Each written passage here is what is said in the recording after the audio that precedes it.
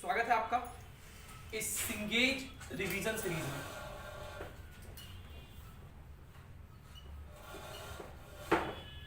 हम लोग फिजिक्स को पढ़ने के लिए 3 सीरीज बना दिए हैं, ठीक है। पहला जिसका नाम है कॉम्प्रिहेंसिव सीरीज, जिसका जैसे लॉज ऑफ मोशन में कॉम्प्रिहेंसिव सीरीज में 24 लेक्चर्स हैं। इसमें हर वो बात बताया गया है, हर एक फोर्सेस के बारे में पूरी डिटेल में, नीट के लिए, जेईई मेंस के लिए और जेईई एडवांस के लिए हर एक वो पॉइंट डिस्कस किया गया है। सेम चीज को रिवाइज करने के लिए हम लोग एक सीरीज शुरू किए हैं, रिवीजन थ्रू सिंगेज। रिवीजन थ्रू सिंगेज, हर चैप्टर में हम लोग सिंगेज के सिंगल चॉइस के हेल्प से चैप्टर को रिवाइज करेंगे। ये दोनों जेईई मेंस और नीट दोनों एस्पिरेंट्स को करना चाहिए, कंपलसरी होना चाहिए, एकदम अपने ध्यान से ही कर ले। तीसरा सीरीज सिर्फ उनके लिए है जो इनमें बहुत अच्छे से महारत हासिल कर लेते हैं, and that is advance special series. Advanced special series, इसमें कुछ क्वेश्चंस के हेल्प से, जो बहुत अच्छे क्वेश्चंस हैं, हर चैप्टर को रिवाइज किया गया है। और ये सीरीज खास करके आपके आखिरी के दिनों के लिए बहुत इंपॉर्टेंट होगा, एडवांस से कुछ दिन पहले के लिए, ठीक। सो मुझे उम्मीद है कि सब लोगों ने कॉम्प्रिहेंसिव सीरीज कर लिया होगा। जिसने नहीं किया है तो ये प्री रिक्विजिट है कि आप कॉम्प्रिहेंसिव सीरीज करें, तभी आपको इस सीरीज में मजा आएगा सेकंड में, ठीक है। ऐसा नहीं कि ये नहीं सोचना है कि एडवांस सीरीज हम डायरेक्ट उसी पे क्वेश्चंस करेंगे, कोई फायदा नहीं इससे। कॉम्प्रिहेंसिव सीरीज मतलब उसमें सब कुछ कवर्ड है, पहले वो कीजिए फिर ये तो ज्यादा मजा आएगा। आज हम लोग सिंगेज रिवीजन सीरीज शुरू कर रहे हैं। इसका पहला लेक्चर लॉज ऑफ मोशन का। हम लोग काइनेमेटिक्स का कर चुके थे। काइनेमेटिक्स में आपको एक सीट मिला था, सीट A1, अगर आपको याद हो तो। सीट A1 जो था वो काइनेमेटिक्स का सिंगेज से ही बना था, तो वो काइनेमेटिक्स का ये सीरीज था, रिवीजन सिंगेज रिवीजन सीरीज काइनेमेटिक्स हम लोग किए हैं, जिसमें आप सीट A1 सॉल्व किए थे। याद है सब लोग को सीट A1, जिसमें बहुत टफ क्वेश्चंस हुआ करता था, वही वाला है। तो आज हम लोग लॉज ऑफ मोशन शुरू करते हैं। मेरे पास जो सिंगेज है वो सेकंड एडिशन है। मेरे पास जो सिंगेज है वो सेकंड एडिशन है।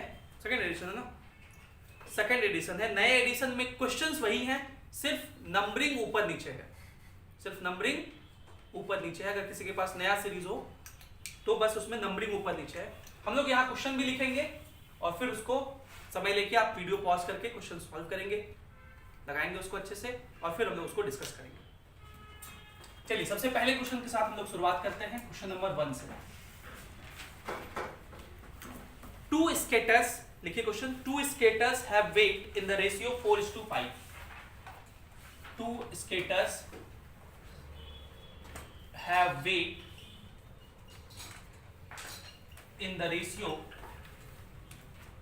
4:5. 4:5 and are 9 meter apart. And are 9 meter apart. और उनके बीच का दूरी 9 मीटर है। On a smooth frictionless surface. On a smooth frictionless surface.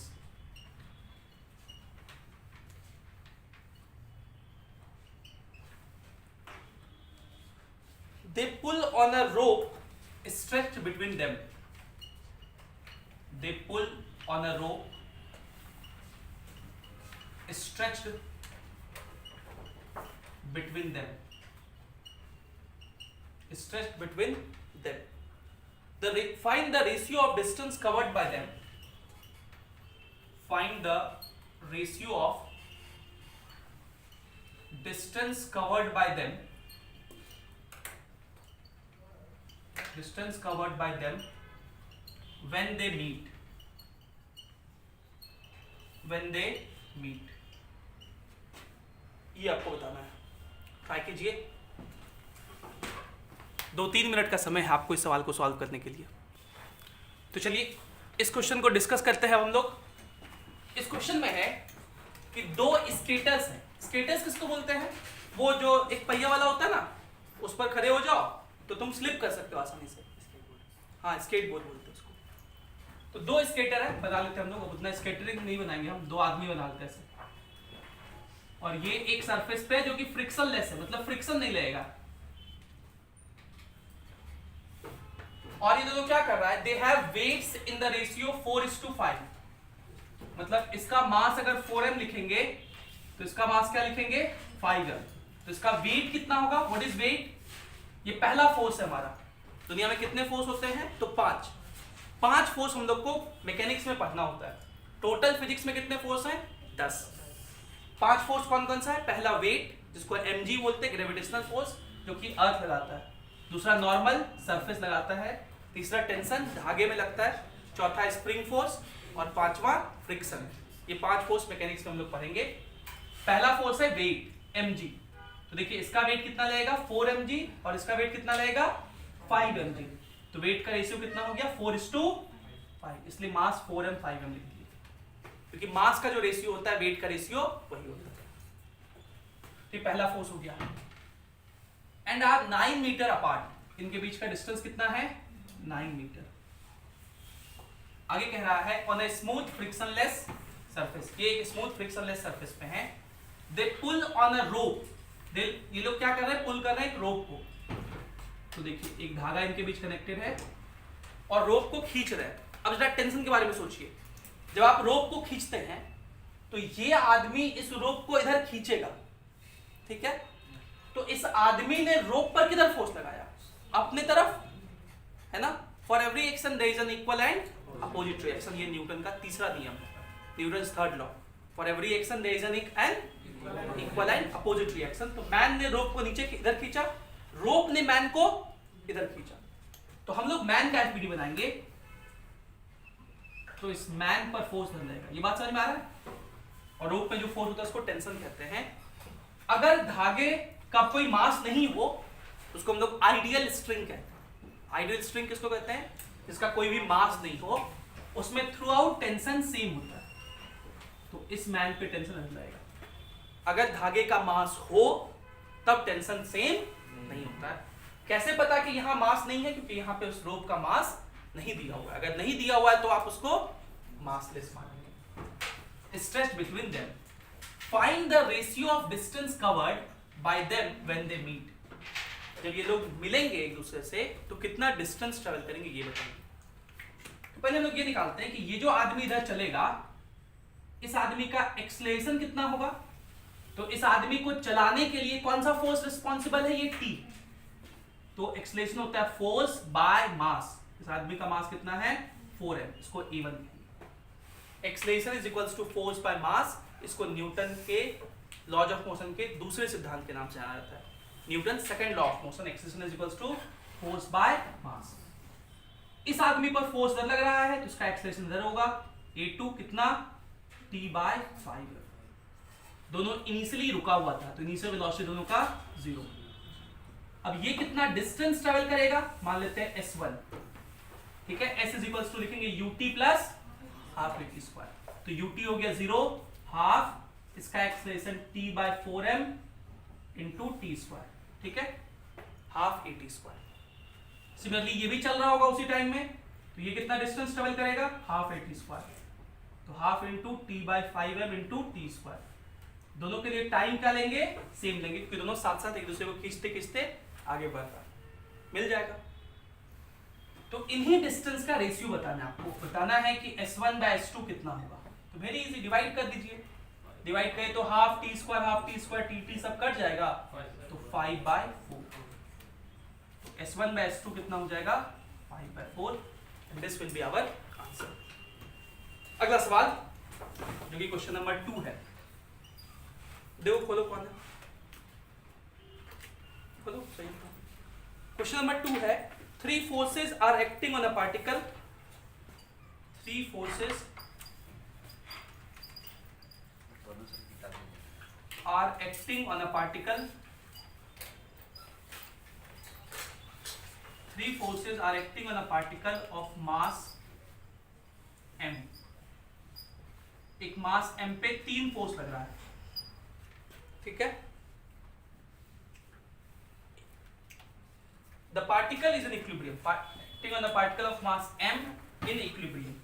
और ये जो पार्टिकल है वो किसमें है, इक्विलिब्रियम में। If the first two forces are R1 and R2, if the first two forces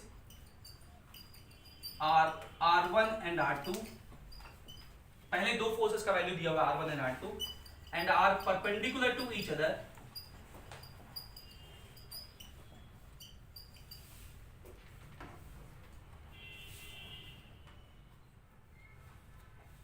and suddenly third force R3 is removed, and suddenly third force R3 is removed। आपसे पूछा है फाइंड एक्सेलरेशन ऑफ पार्टिकल। अगर third force को remove कर दिया जाए तो उस पार्टिकल का एक्सेलरेशन क्या होगा? ट्राई कीजिए, 2-3 मिनट का समय लेके आते।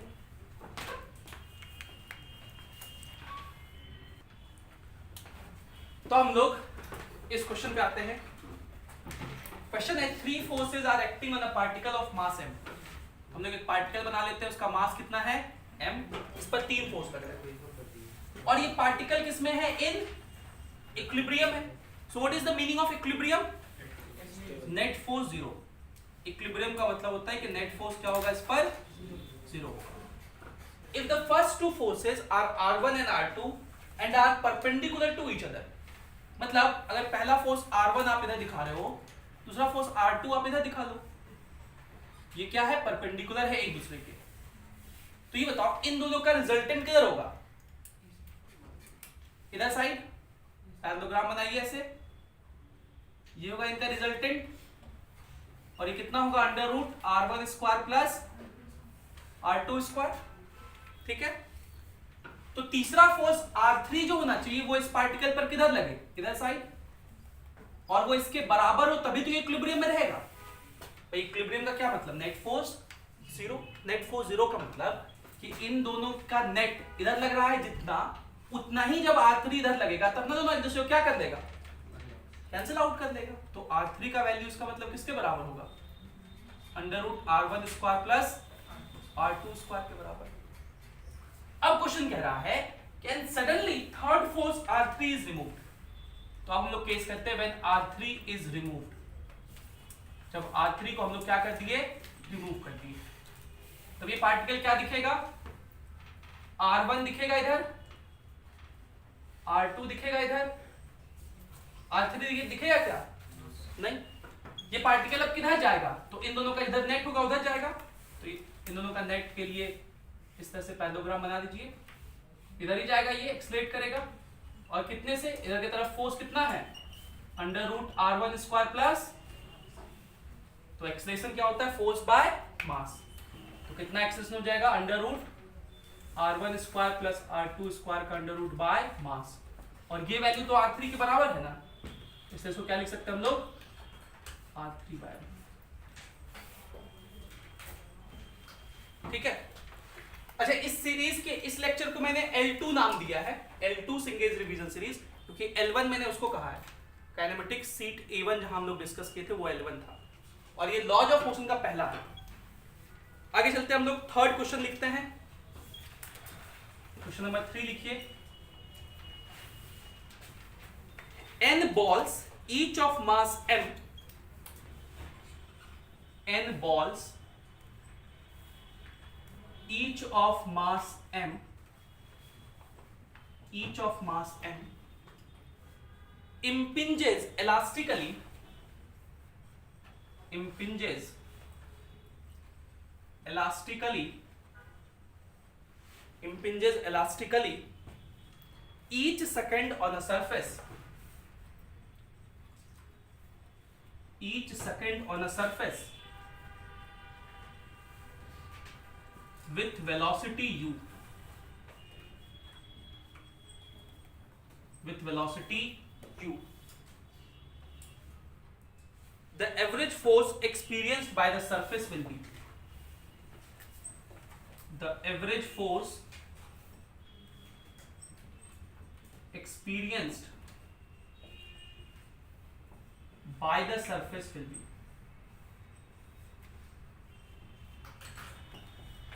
ये आपको बताना है। यहाँ पे एक बात आप जान लीजिए, इलास्टिकली इम्पिंज करने का मतलब ये होता है, अगर कोई बॉल है और अगर कोई पार्टिकल यहां से चला u वेलोसिटी से, ठीक है, और ये गया और इलास्टिकली टकराया, इसका मतलब टकराने के बाद जब वो वापस आएगा तो उसका स्पीड यूं ही रहेगा, स्पीड सेम रहता है, वेलोसिटी नहीं है। वेलोसिटी तो देखिए यहाँ पे इधर की तरफ था, यहाँ पे वेलोसिटी चेंज कर गया लेकिन स्पीड क्या है, सेम ही रहेगा। इसको हम लोग इलास्टिक कोलिजन कहते हैं, elastic collision between wall and particle. जब elastic collision between wall and particle होता है, जब कोई पार्टिकल चलता है वॉल से टकराता है तो उसी स्पीड से रिबाउंस हो जाता है। इस बात का इस क्वेश्चन में यूज पड़ेगा, यूज कीजिए और इस सवाल ट्राई कीजिए 2-3 मिनट का समय लेकर के। चलिए डिस्कस करते हैं इसको, बहुत इजी क्वेश्चन है। क्वेश्चन कह रहा है कि n बॉल्स है, हर का मास m है, इंपिंज कर रहा है elastically each second. What is the meaning of each second, कि टाइम कितना है 1 second, on a surface with velocity q।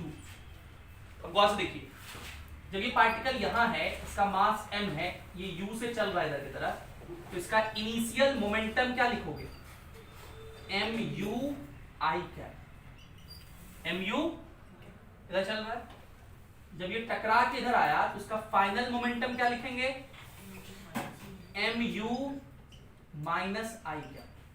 अगर हम आपसे पूछे चेंज इन मोमेंटम कितना होगा, चेंज इन मोमेंटम होता है फाइनल मोमेंटम माइनस, तो फाइनल माइनस इसे कीजिए कितना हो जाएगा, -2mu I क्या। चेंज इन मोमेंटम को ही हम लोग इंपल्स भी कहते हैं, क्या बोलते हैं, इंपल्स। तो अगर कभी आपसे इंपल्स पूछे तो ये कहिए। और अगर मैं इसका मैग्नीट्यूड पूछूं कि बताइए चेंज इन मोमेंटम का मैग्नीट्यूड कितना है, तो कितना कहेंगे, 2mu। एक बॉल जब जाके टकराएगा और वापस आएगा तो कितना मोमेंटम चेंज होगा बॉल का, 2mu। कितना चेंज होगा, 2mu। ये एक बॉल का हुआ, दिस इज फॉर 1 बॉल। कितने बॉल हैं, तो total momentum change delta P total अगर हम लिखें तो कितना लिखेंगे, तो एक के लिए 2mu है, 2 के लिए करेंगे तो 2 मल्टीप्लाई कर देंगे, 4 के लिए करेंगे तो 4 मल्टीप्लाई कर देंगे। कितना बॉल है यहाँ, तो n मल्टीप्लाई कर दिए, 2mnu। ये हो गया चेंज मोमेंटम, और टाइम कितने टाइम में चेंज हो रहा है, 1 सेकंड। तो फोर्स, ये न्यूटन सेकंड लॉ की डेफिनेशन यही है कि force is rate of change of linear momentum, dp by dt भी लिखते हैं, और अगर वो तो डेरिवेटिव फॉर्म हो गया, या सिंपल फॉर्म में डेल्टा p by t लिखते हैं। तो force is equals to delta p by t। Change in momentum कितना है, 2mu by change in momentum कितना है, 2mnu बाय टाइम कितना है 1, तो फोर्स कितना हो जाएगा, 2mn, ये हो जाएगा फोर्स।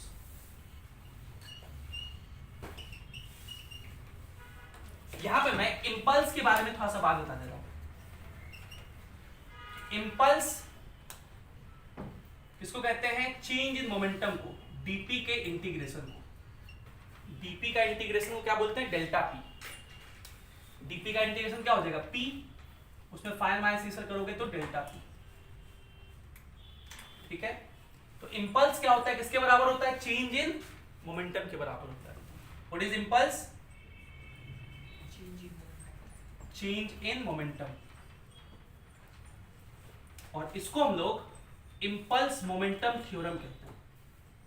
इसको क्या बोलते हैं, impulse momentum theorem. So what is impulse, change in momentum, ठीक है। एक दो बात और यहां से, हम लोग जानते हैं कि फोर्स क्या होता है, dp by dt होता है ना जी। तो dp को हम लोग क्या लिख सकते हैं, f dt लिख सकते हैं। तो इंपल्स क्या लिखोगे, j is equals to integration, dp था ना, और dp के बदले क्या लिख सकते हैं, f dt। तो इंपल्स का ये भी फॉर्मूला होता है, इंटीग्रेशन f dt मतलब इंटीग्रेशन dp, जो कितने के बराबर है, डेल्टा p के बराबर है।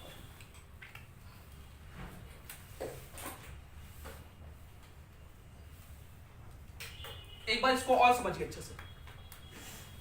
इसको अगर हम पढ़ेंगे तो क्या कहेंगे, इम्पल्स इज, इम्पल्स ये इक्वल टू का मतलब इज, इंटीग्रेशन का मतलब होता है एरिया, इंटीग्रेशन का क्या मतलब होता है, एरिया ऑफ, किसका एरिया, एफटी ग्राफ, किस ग्राफ का, क्योंकि यहां फोर्स और टाइम का इंटीग्रेशन है इसलिए FT graph with time axis, कौन से एक्सिस के साथ, टाइम एक्सिस के साथ, area of FT graph with time axis. ये भी इंपल्स होता है, या इसी को चेंज इन मोमेंटम भी कह सकते हैं, मतलब इंपल्स या चेंज इन मोमेंटम से ही होता है। और उसको निकालने का एक तरीका ये भी है कि अगर फोर्स और टाइम का ग्राफ दिया हो तो उसका अगर एरिया ले लेंगे टाइम एक्सिस के साथ तो वो भी इंपल्स या चेंज इन मोमेंटम के बराबर होगा। और इसी पे बेस्ड क्वेश्चन नंबर 4 है। क्वेश्चन नंबर 4 में कहा गया है कि देखिए फोर्स और टाइम के बीच ग्राफ दिया हुआ है, फोर्स और टाइम के बीच ग्राफ दिया हुआ है, ये ग्राफ ऐसा है,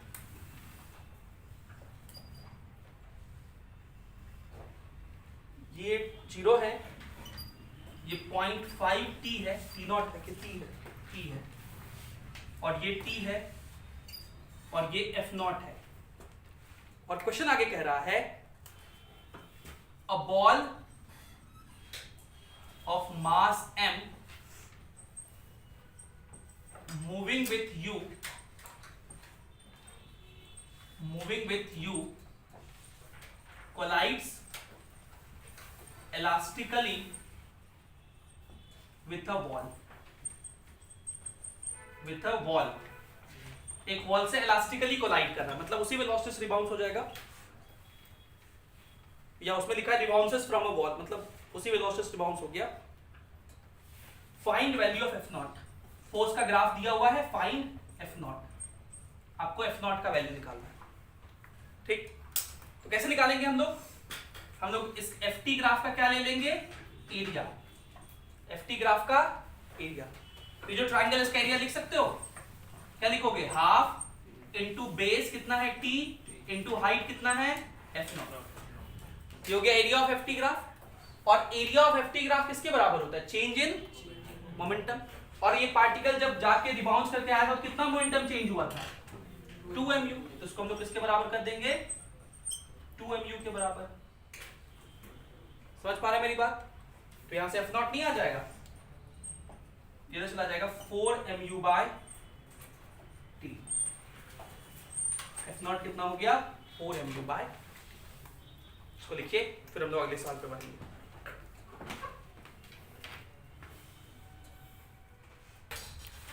अगले सवाल की ओर बढ़ते हैं, क्वेश्चन नंबर 5, और ये क्वेश्चन पर्सनली मुझे बहुत पसंद है,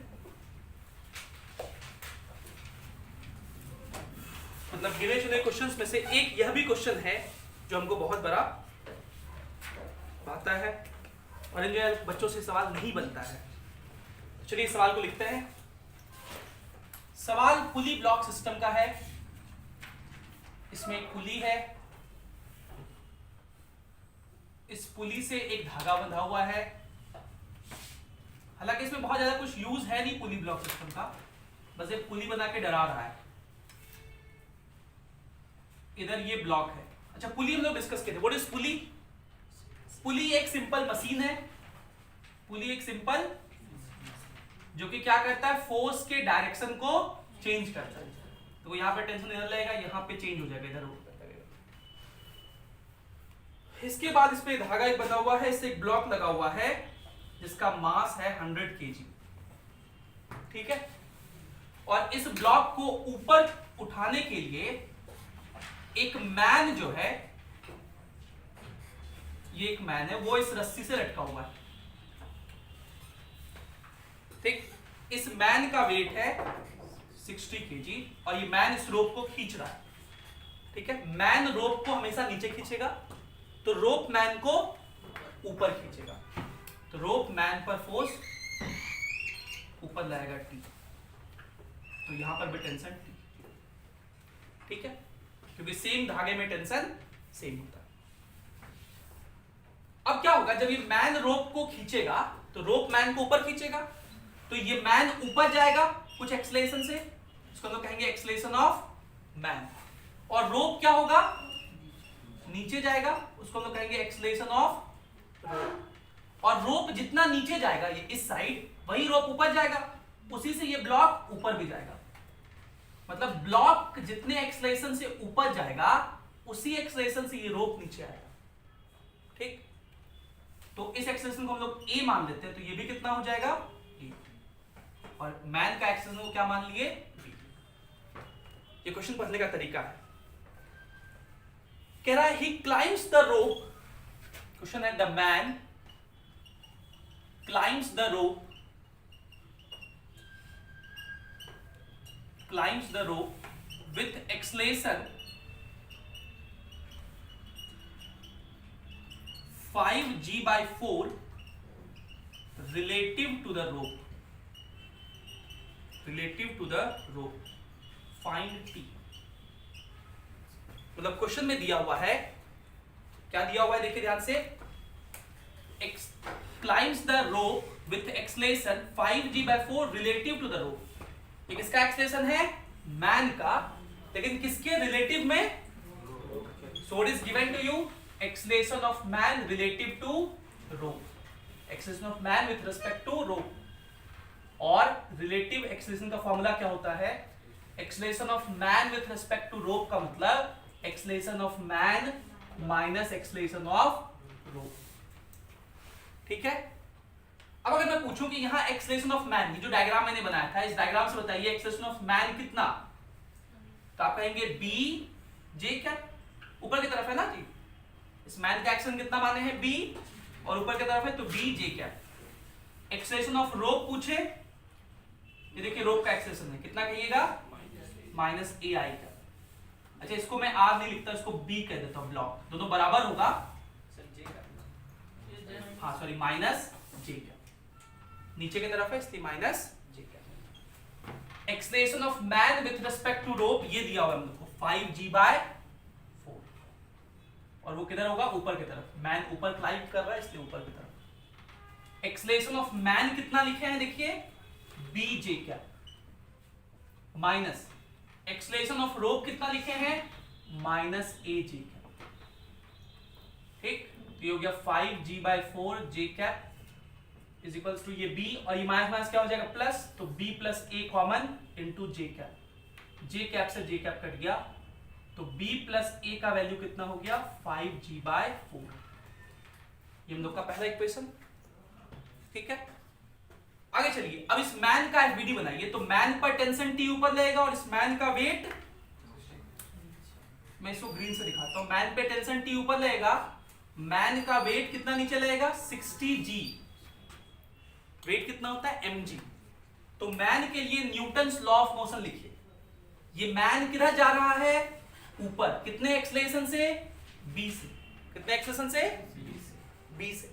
ध्यान दीजिएगा, मैन के लिए जब आप इक्वेशन लिखते हैं तो हमेशा एक्चुअल एक्सेलरेशन लिखता है, कभी रिलेटिव एक्सेलरेशन नहीं लिखता है। तो 5g/4 नहीं लिख सकते थे, इसलिए हम इतना सबका लेट किए। ठीक है, दिक्कत क्या है, जब भी आप न्यूटन्स लॉज ऑफ मोशन लिखते हैं तो उसमें जो एक्सेलरेशन होता है वो क्या होता है, एक्चुअल एक्सेलरेशन। क्या होता है, एक्चुअल एक्सेलरेशन होता है, इसलिए एक्चुअल माने थे b। तो मैन के लिए इक्वेशन लिखे हैं, तो ये मैन किधर जा रहा है, ऊपर, जिधर ब्लॉक जाता है उधर वाले फोर्स को पहले लिखते हैं t, उसके अपोजिट वाले फोर्स को बाद में लिखते हैं, तो t माइनस 60g, ये हो गया नेट फोर्स। नेट फोर्स कैसे लिखे थे, समझ में आया? देखो फिर से, ये मैन है, ये मैन ऊपर जा रहा है, इसलिए ऊपर वाले फोर्स को लिख दो पहले t, और नीचे वाले फोर्स को 60g निगेटिव में लिख दो, ये हो गया net force. Net force is equals to mass into acceleration, इसको न्यूटन का दूसरा लॉ कहते हैं। हम लोग का दूसरा इक्वेशन हो गया। यहां से आप चाहो तो b का वैल्यू निकाल लो, यहां से आप चाहो तो b का वैल्यू निकाल लो, 60 को उधर भेज दो, तो क्या लिखेंगे t/60 माइनस g। तीसरा, इस ब्लॉक के लिए लिखिए, ये ब्लॉक ऊपर जा रहा है, इस ब्लॉक पे टेंशन T ऊपर लगेगा, इसका वेट 100 g नीचे लगेगा, और ये ब्लॉक किधर जा रहा है, देखो ऊपर जा रहा है, कितने से, बोलो नितेश क्या लिखेंगे इक्वेशंस के लिए, ये ब्लॉक किधर जा रहा है बताओ, यहां देखो एरो, ये ब्लॉक किधर जा रहा है, ऊपर, इमेजिन करो कि एक पुली है, इस तरह से एक धागा बंधा हुआ है, तुम ऐसे रोप को खींचोगे तो रोप नीचे आएगा, तो उधर जो ब्लॉक बंधा हुआ है वो ऊपर जाएगा नीचे जाएगा? ऊपर जाएगा ना। तो ये ब्लॉक किधर जा रहा है? ऊपर। अगर ये ब्लॉक ऊपर जा रहा है तो कौन से फोर्स को पहले लिखोगे? अरे ब्लॉक जिधर जाता है उधर वाले फोर्स को पहले लिखते हैं। तो उधर वाला फोर्स कौन सा है? लिखो टी पहले, टी। ठीक, जिधर ब्लॉक जाता है उधर वाले फोर्स को पहले लिखते हैं, उसके अपोजिट वाले फोर्स को 100 जी। ठीक है, पक्का? ये हो गया net force. Net force is equals to mass into acceleration 100 A. तो यहां से ए का वैल्यू हो जाएगा 100, इधर भेज दीजिए, तो t बाय 100 माइनस जी। ये तीसरा इक्वेशन। अब इन सारे वैल्यूज को यहां रख दीजिए, इन दोनों इक्वेशन के वैल्यूज को यहां रख दीजिए। तो b का वैल्यू कितना है? t by 60 minus G. a का वैल्यू कितना है? t by 100 minus G is equals to 5g by 4। अच्छा, g का वैल्यू दिया हुआ है क्या? g का वैल्यू 10 यूज करना है, तो काहे हम लोग इतना दिक्कत ले रहे थे? अच्छा, t by 60 plus t by 100, इन दोनों का एलसीएम ले लेते हैं। तो 60 और 100 का एलसीएम कितना हो जाएगा? 300। ये 5 बार में, तो 5t plus 3t is equals to, ये -10 -10 तो 20 हो गया, उधर भेज दो। प्लस g का वैल्यू 10, 50/4 तो 12.5, ये हो जाएगा 8t। 8t bye 300 is equals to 32.5, मतलब 325/10, ये 0 0 कट गया, 2 से और कटेगा ना, 2 से ये 4 बार में, 2 से ये 15 बार में, 15 इधर भेज दीजिए, तो t का वैल्यू हो जाएगा 15 गुना ये 482, तो 15 × 75 के 5 हाथ में रहा 7, 15 दूनी 30, 7 37 के साथ हाथ में रहा 3, 15 किया 45, 3 48, 4875 डिवाइडेड बाय 4, इतना न्यूटन टेंशन का वैल्यू। ऐसा क्वेश्चन में किसी कोई दुविधा इसमें, कोई दिक्कत? हितेश पक्का? लिखिए इसको, फिर अगला सवाल करेंगे।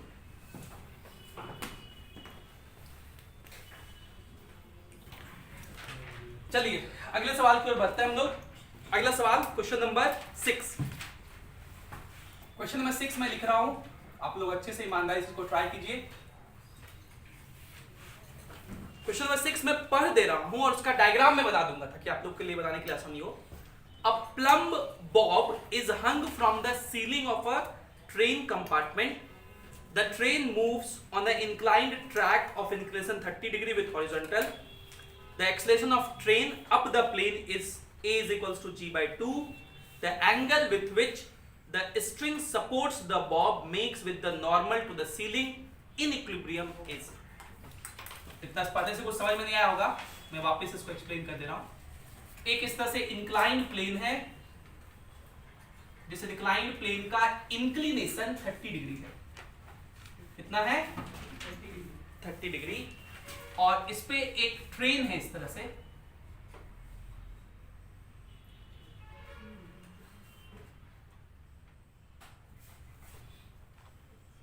ये ट्रेन आगे जा रहा है कितने एक्सेलरेशन से? g by 2 से। g का वैल्यू 10 मान लेते हैं, तो कितने एक्सेलरेशन से ऊपर जा रहा है? 5 मीटर पर सेकंड स्क्वायर से। और हम लोग क्या मान के चल रहे हैं? g कितना? 10 मीटर पर सेकंड स्क्वायर। और इस ट्रेन के सीलिंग से एक बॉब लटका हुआ है, तो इस पर नॉर्मल बना रहे हैं, ये नॉर्मल ऐसे होगा, और इससे एक बॉब लटका हुआ है कुछ ऐसे, जो कि वर्टिकल से थीटा एंगल पे है। इस बॉब का मास मान लेते हैं m, ये दिया हुआ नहीं है, आपको बताना है थीटा कितना होगा। समझ पा रहे सवाल क्या है? पक्का? एक काट है या एक ट्रेन है ये, और ये ट्रेन ऊपर जा रहा है इंक्लाइंड प्लेन पे, ये बॉब थीटा एंगल मेक कर रहा है। अगर आपको अपने बेसिक कॉम्प्रिहेंसिव लेक्चर्स याद हो तो वहां पे हम लोग डिस्कस किए थे, ट्रेन जब हॉरिजॉन्टली चलता था तो बॉब इधर होता था tan theta is equals to a by g पे। ठीक है, वो फॉर्मूला यहां नहीं लगेगा, ये कंपार्टमेंट आगे जा रहा है। अब बताना ये एंगल कितना होगा, लेकिन कॉन्सेप्ट बिल्कुल वही होगा।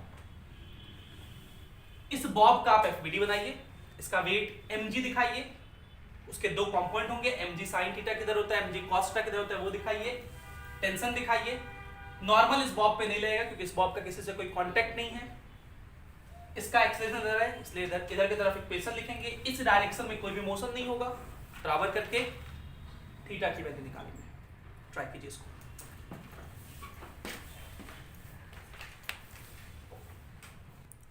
चलिए ये सवाल करते हैं हम लोग।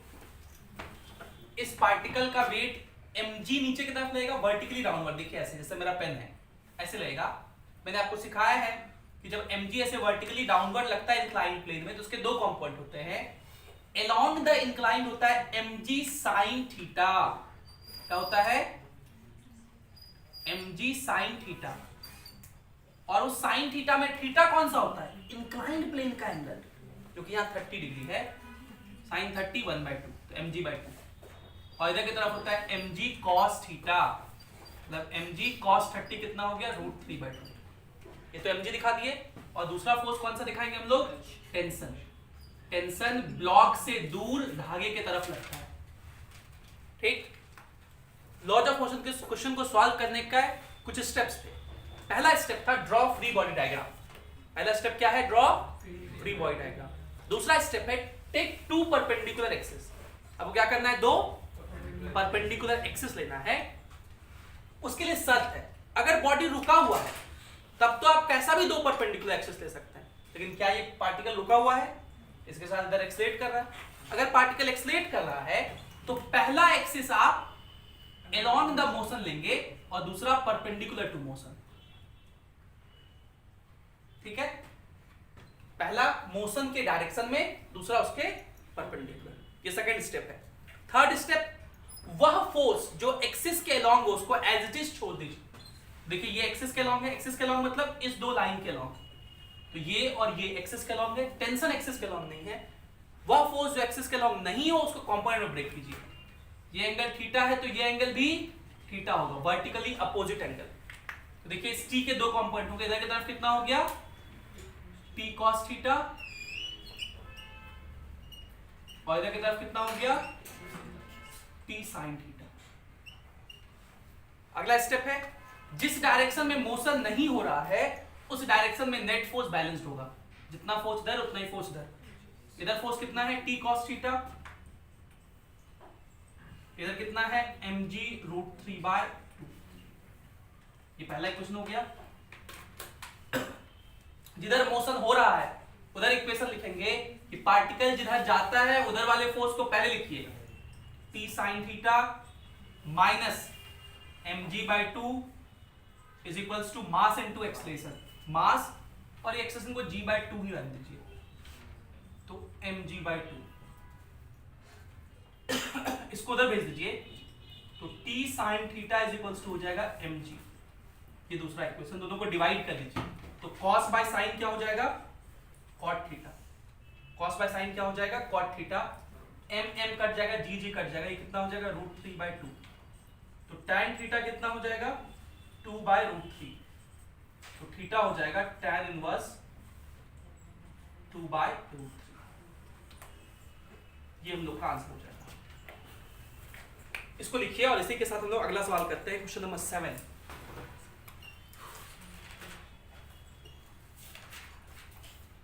इसमें एक सीलिंग है, इससे एक पुली कनेक्टेड है, उससे दो ब्लॉक लगा हुआ है, धागे से एक ब्लॉक स्मॉल m मास का यहां लगा हुआ है, एक ब्लॉक स्मॉल m मास का यहां लगा हुआ है, और इससे एक स्प्रिंग कनेक्टेड है, और ये कैपिटल M है मास। और आपसे क्वेश्चन कह रहा है कि स्प्रिंग अगर इलोंगेटेड है, if the spring is elongated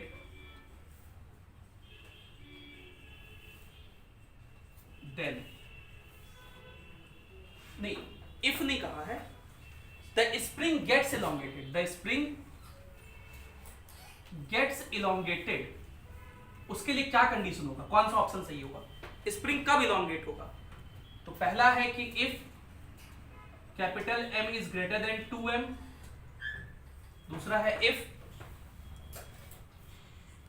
पहला है capital M greater than M, दूसरा है capital M greater than 2M, तीसरा ऑप्शन है capital M greater than M/2, और चौथा है for any value of M, for any value of M।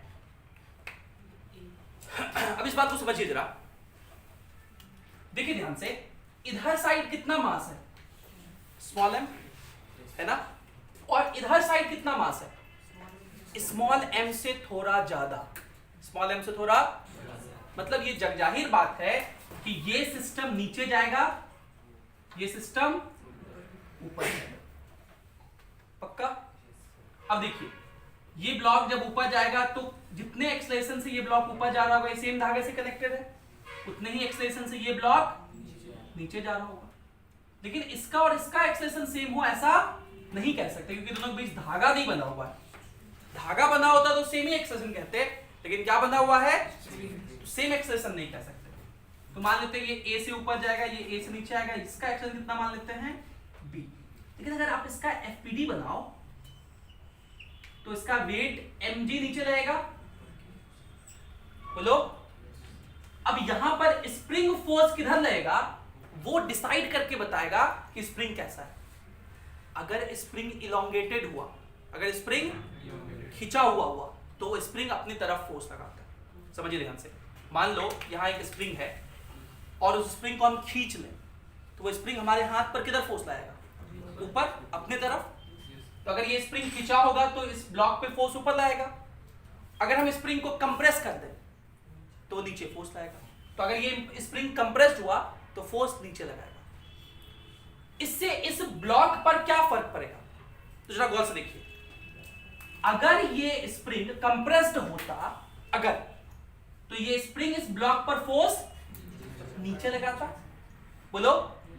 तो इस ब्लॉक पर नीचे की तरफ फोर्स कितना लगता, mg प्लस एक एक्स्ट्रा फोर्स, बोलो। और एक्सलेशन कितना होता, mg प्लस वो एक्स्ट्रा फोर्स। मान लेते हैं if the spring is compressed, if the spring is compressed, अगर कंप्रेस्ड है तो ये b कितना होता है, mg प्लस वो जो एक्स्ट्रा फोर्स स्प्रिंग फोर्स लगता है fs बाय इसका मास m, बोलो। m से डिवाइड कर दो तो क्या होगा, g प्लस fs। मतलब इस ब्लॉक का एक्सलेशन g से भी ज्यादा होता, g से भी, मतलब जितना फ्री फॉल में होना चाहिए तो उससे भी ज्यादा तेजी से गिरता। अब इस सिचुएशन को सोचो, एगो पुली ले लिए, इधर एगो ब्लॉक 10 kg का है, इधर 10 kg प्लस 2 kg का एक मास है, कुछ भी ले लो, उसको टांग दिए हैं। क्या ये ब्लॉक फ्री फॉल से ज्यादा से एक्सलेट कर रहा है? सिचुएशन सोचो, रियल लाइफ में ऐसा हो सकता है? इधर ब्लॉक तो टंगा हुआ है ना, वो कुछ तो खींचेगा इसको, तो क्या ये जी से एक्सलेट कर सकता है? नहीं कर सकता। और अगर स्प्रिंग कंप्रेस होता तो ये कर जाता। मतलब ये केस पॉसिबल नहीं है, ये केस पॉसिबल, तो ये केस पॉसिबल नहीं है, इसका मतलब स्प्रिंग क्या है, इलोंगेटेड है। हर केस में ये स्प्रिंग क्या होगा, इलोंगेटेड। उसका मास कुछ भी लो, क्योंकि इधर मास लोगे जितना 10 kg, इधर भी कितना है, अब 10 kg से थोड़ा सा भी ज्यादा लेंगे तो ये इधर चलबे करेगा, बोलो। और g के बराबर एक्सेस होगा नहीं, और ये इधर चलेगा ही, मतलब स्प्रिंग क्या होगा, इलोंगेटेड होगा। क्यों इलोंगेटेड होगा, समझ गए? क्योंकि जब ये चलेगा तो फ्री फॉल से ज्यादा से तो चल नहीं सकता, फ्री फॉल से कम ही चलेगा। अगर स्प्रिंग कंप्रेस्ड होता तो फ्री फॉल से ज्यादा से ही चलता, वो पॉसिबल है नहीं। इस फ्री फॉल से कम से चल रहा है, मतलब ये स्प्रिंग क्या है, इलोंगेटेड। ऊपर फोर्स लग रहा होगा तभी ना एक्सेलेरेशन घट गया होगा, बोलो। क्लियर हो रही मेरी बात, समझ पा रहे हैं इसको? तो कौन सा ऑप्शन सही, D, for any value of mass m the system will move, and if the system will move, it will move with an acceleration less than g, g से कम से चलेगा, और इसका मतलब ये स्प्रिंग क्या होगा, इलोंगेटेड। तो इसको लिखिए, फिर अगला सवाल करेंगे।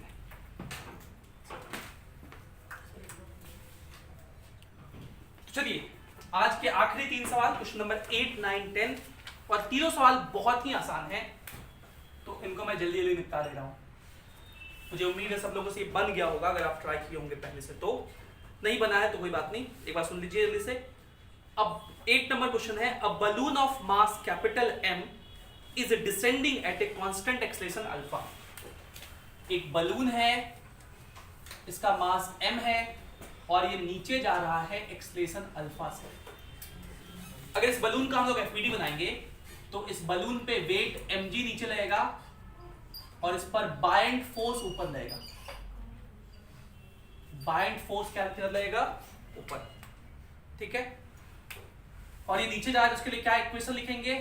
mg minus fb buoyant force is equals to m alpha. इसके बारे में हम लोग एक सवाल किए थे एचसीवी में, ऐसा ही सवाल था बलून के ऊपर, उसमें एयर रेजिस्टेंस भी ऐड कर दिया था। एयर रेजिस्टेंस जब तक कहे नहीं तब तक हम लोग कंसीडर नहीं करते।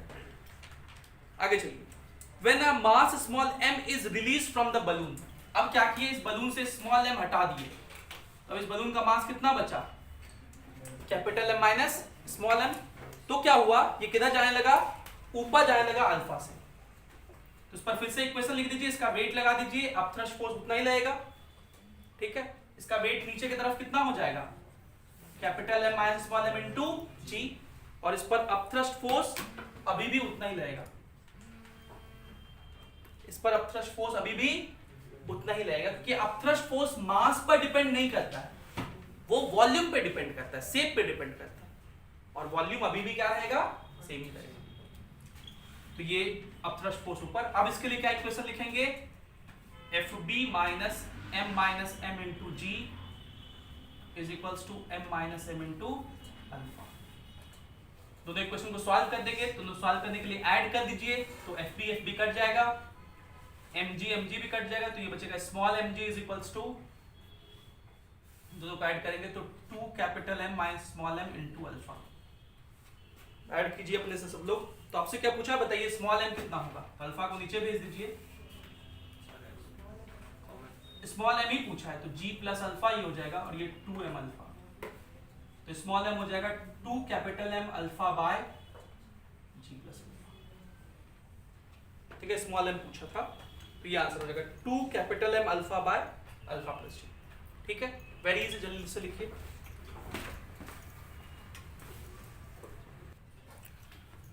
अगला सवाल क्वेश्चन नंबर 9। क्वेश्चन नंबर 9 में शायद ऑप्शन गलत है, मतलब आंसर गलत है, कुछ ऐसा है। क्वेश्चन नंबर 9 में इस तरह से फ्लोर है, टेबल है मतलब, और टेबल से एक पुली लगा हुआ है, इससे एक ट्रॉली बना हुआ है।